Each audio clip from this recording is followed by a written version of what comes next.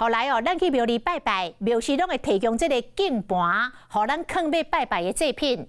这个敬盘，这个红色的塑胶的盘啊，讲红到日本去哦。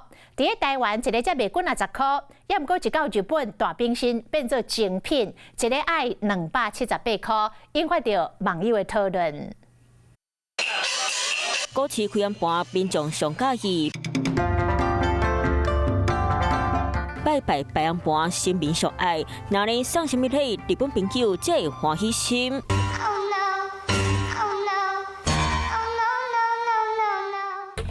当当，据说就是这个拜拜的红盘子呢，在日本很红哦。据说很多人都喜欢拿来当礼物。今年嘛是拜拜红盘，只是伫咧台湾一个红盘25块，不过别红阿吉来发现，日本一个拜拜红盘卖到日票13块，超新的票只要300。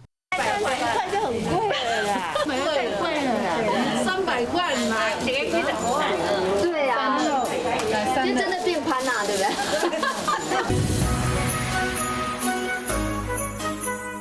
几十块？啊，几十块就有哦。哎，真俗哦，10块店的都有啊。